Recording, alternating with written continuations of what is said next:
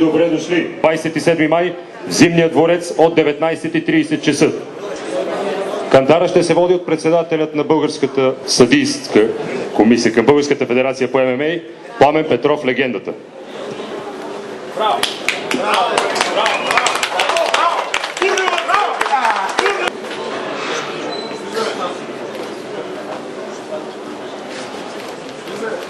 Георги Стоянов, 70 кг.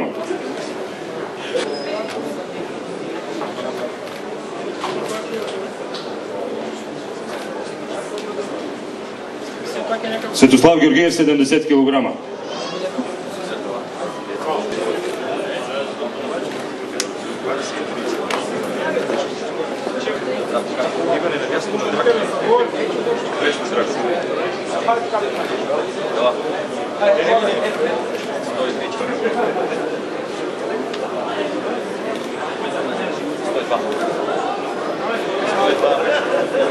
Кирил Ханджийски, 102 кг.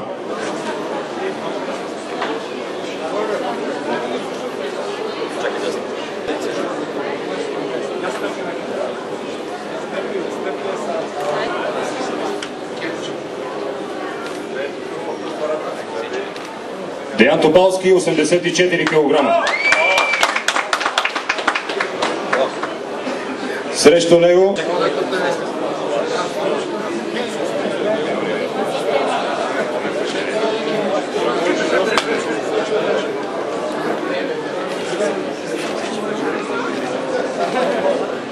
Иван Симич, 84 кг.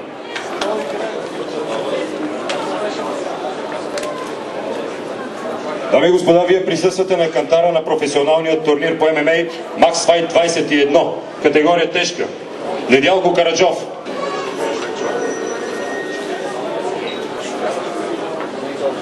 Срещу него Деян Новакович.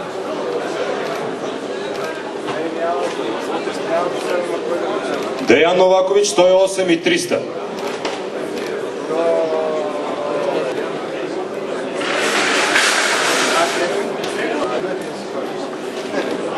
Росен Димитров, 77 кг.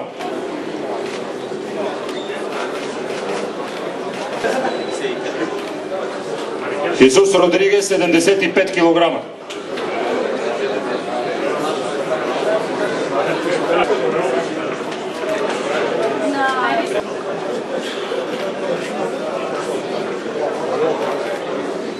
Светослав Захариев, 84 кг. Срещу него Красимир Младенов.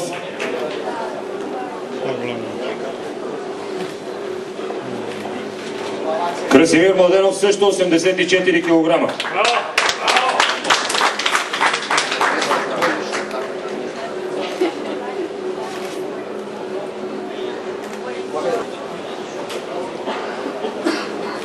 Румен Димитров, 77 кг.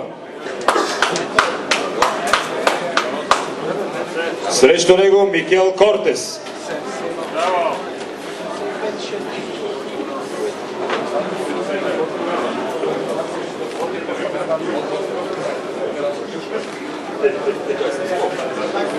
Микел Кортес, 77 кг.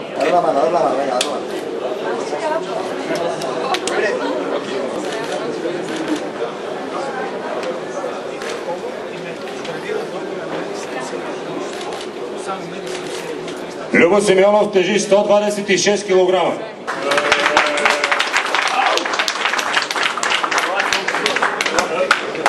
Срещу него Джими Амбрис.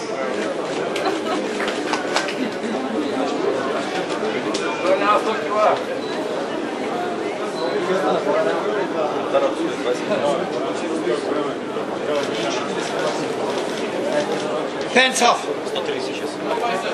Джими Амри 136 кг.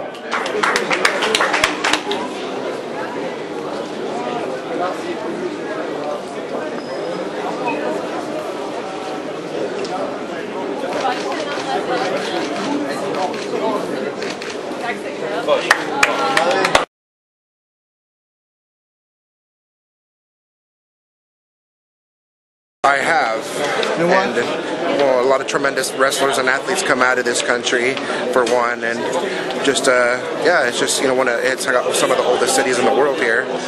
Do you feel some butterflies in your stomach? A little bit, anytime you come to a new place, and it's more excitement than anything. Not so much butterflies, not nervousness, but it's eagerness. There's a lot I want to see here. I wish I had more time to be out here, see more part of the country, and more of the country, and experience the lifestyle here. The food's great. The people seem really warm, and it just seems like a good place to be. Anything you heard about the other guy? Oh, my opponent? No, not a whole lot. I tried looking him up on the internet. Not a whole lot of information on him. Yeah. I know he's a tremendous athlete. He's an Olympic caliber rower, so he's just an overall great athlete. Anything you plan to do with him? Well, no, we're saving that for tomorrow.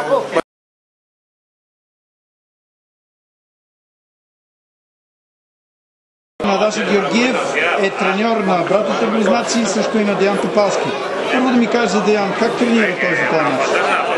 Общо, както винаги тренираме дворазово, сега няма да издавам какво точно сме правили, тъй като ако не за този матч, за следващия има там сериозен противник от България, няма да издавам името, да носи и матча и не искам да давам вътрешна информация, но матчът е много зверски.